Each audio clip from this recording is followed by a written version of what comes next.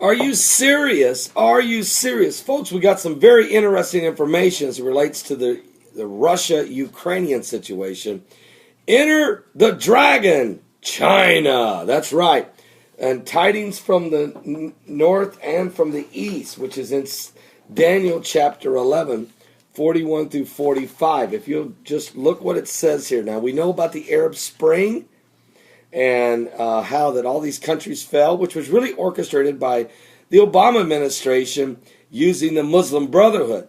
It just created so much chaos and instability in the Middle East, including the destruction of Damascus, which fulfills prophecy also in Isaiah 17, verse 1, when it says, the burden of Damascus, behold, Damascus no longer a city, but a ruinous heap.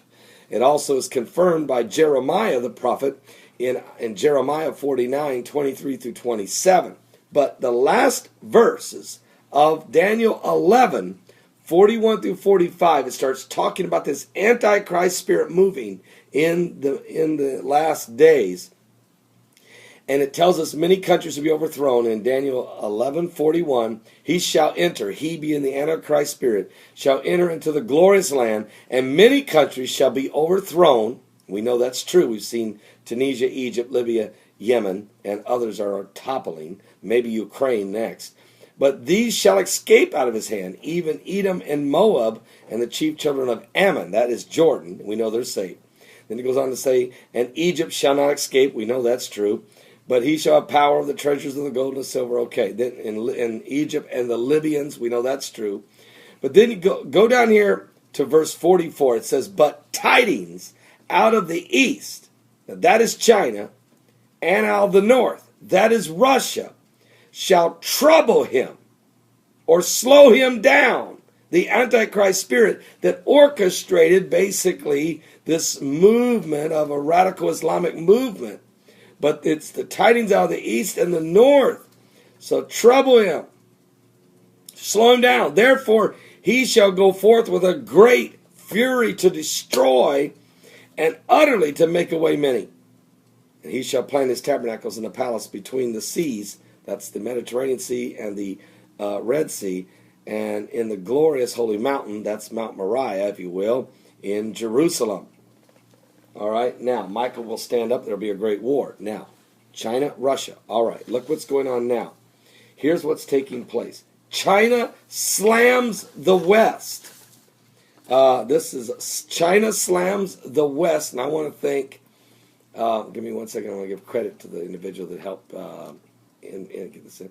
Sailor. I want to thank Sailor for good research. China slams the West over the Cold War mentality amid the Ukrainian crisis. A newspaper controlled by China's ruling Communist Party criticizes the United States and the West back on Thursday last week, for what is called their Cold War mentality towards Russia over the Ukraine, back on February 27th, 2014. The People's Daily, one of China's top-selling newspapers, condemned what is viewed as attempts by Washington, D.C.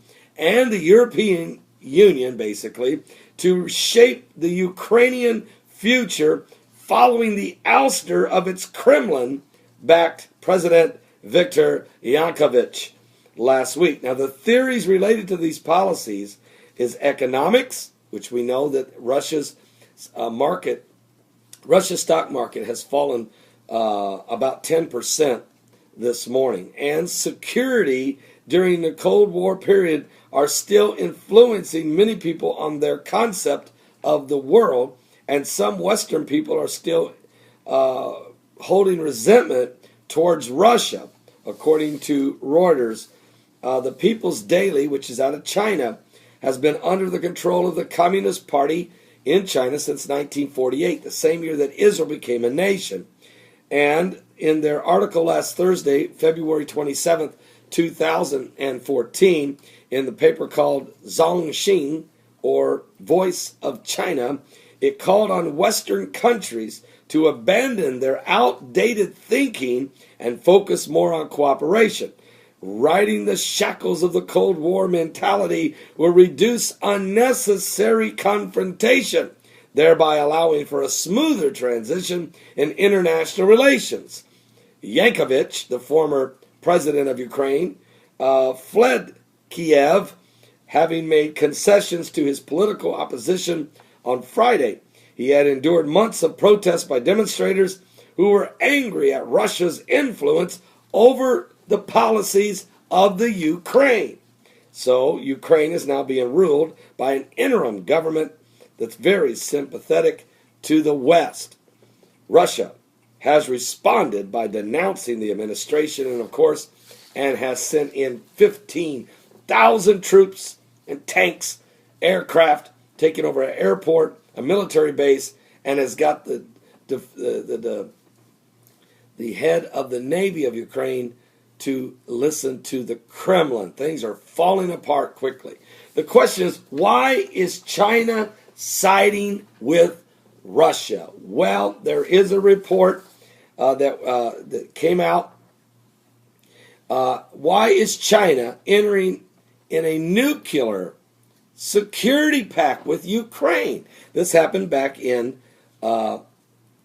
September, I believe. Let me see. No, they signed it though, December the 5th.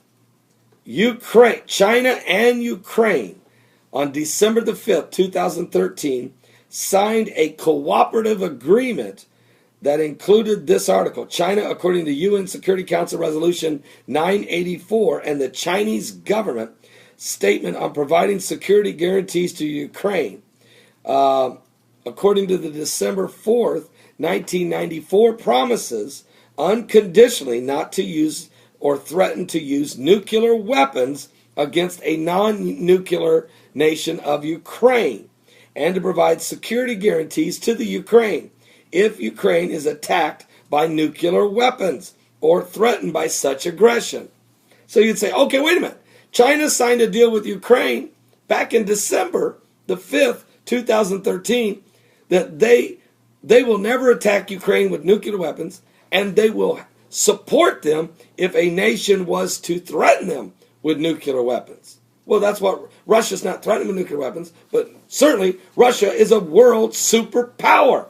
So shouldn't China be trying to say to Russia, slow down a minute, we've got to deal with Ukraine? But no, as the headline I just read to you, China slams the West over its Cold War mentality. China sides with Russia. Well, wait a minute. How can you side with Russia when Russia's breaking the agreement with the Ukrainians, and you signed a deal with the Ukrainians that would support them? Well, we're finding out that China has signed a lease with the Ukrainians to farm over 3 million acres of Ukrainian farmland is going to be farmed by the Chinese. And of course, Ukraine gets a slice of the pie. They get royalties, they get lease payments, and they get part of the yield. So China is leasing 3 million acres in Ukraine. And that's why they signed a deal with Ukraine saying, look, if any aggression comes against you, anybody tries to attack you, we'll be right here to help you. But when Russia attacks Ukraine, China sides with Russia against America and basically against Ukraine. You want to know why? Because signatures by China and Russia mean nothing. China is going to support Russia and say to Russia, all right, we'll help you out here against Europeans who may try to force you out of Ukraine. We've got a lot invested here with the Ukrainian government because of all this land. Russia, we'll side with you, but remember, we're going to farm the land. You can have the Crimea and the Black Sea ports and all that. We're fine with that. We want to farm the land. Let's calm everybody down, and we'll support you, and we'll help condemn the West. Now, this is what's going on, folks.